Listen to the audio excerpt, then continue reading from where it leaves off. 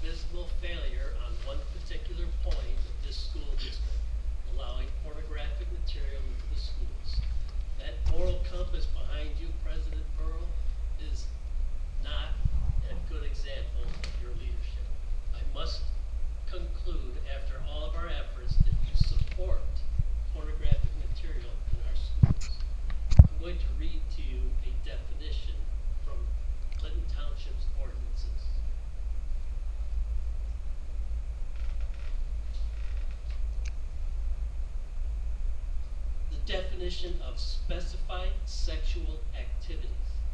1. Human genitals in a state of sexual stimulation or arousal. 2. An act of human masturbation, sexual intercourse, or sodomy. 3. Fondling or other erotic touching of human genitals or the pubic region. Option B is specified anatomical areas means the human male genitals in a discernibly turgid state, even if completely or opaquely covered. Sir, obviously you have materials of this kind in your school district. You've not denied that.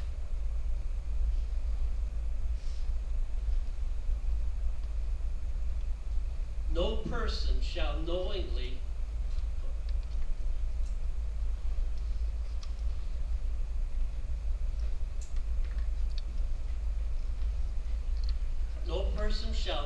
sell, distribute, or import for the purpose of selling or distributing to a person under the age of 18 years any obscene, lewd, lascivious, or masochistic magazine, pamphlet, newspaper, story paper, writing paper, photograph, picture drawing, photograph, motion picture film, figure, image, or wire or tape recording of any written, printed, or recorded matter of an indecent character which is distinguished or characterized by its emphasis on matters depicting, describing, or relating to specified sexual activities or specified anatomical areas as previously defined.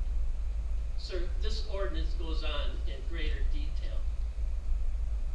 You have to understand we've come to this point because you have refused to address our concerns. We will have our concerns addressed.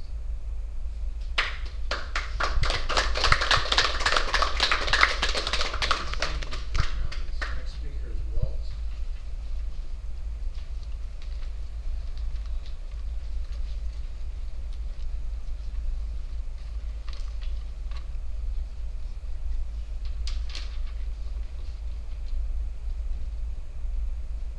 My name is Walt. My grandchildren attend public school system. As described in my previous evaluations of the procedure for reconsideration, I'll refer to it as the PFR. Out of the 10 steps of the process, only one of the first 7 steps specifies a time limit or a constraint.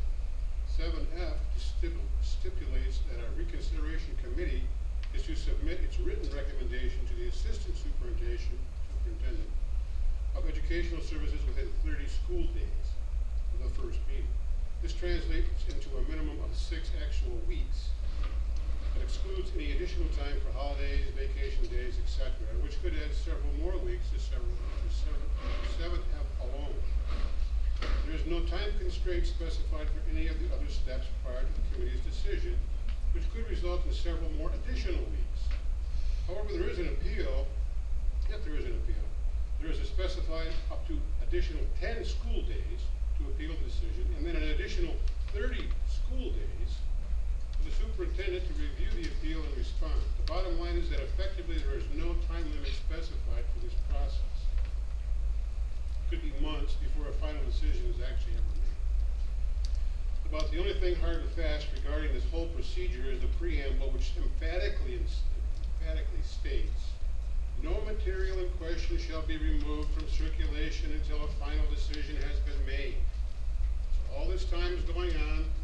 This book in question is still in this library for children to be exposed to, right? So during the reconsideration process, which by design could take months, the children remain exposed to potentially harmful material.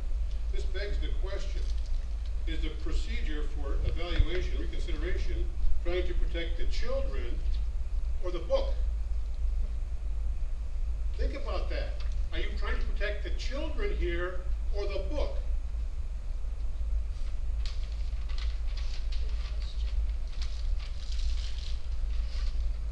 A reasonable response to this process should err on the side of caution with the best interest of the child being paramount, not the books. Do no harm to the child should be the standard,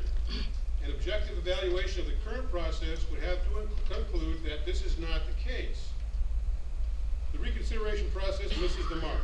It is an after-the-fact remedy where the children remain exposed to the objectionable material indefinitely. The reconsideration process should also places undue and excessive requirements upon the parents. The procedure as outlined is daunting as well as endless. It could discourage parents right from the jump. Parents are required to read every book in the library. Parents are required to perpetually monitor new books added to the library. Parents with children in more than one school or several grade levels are also required to monitor those.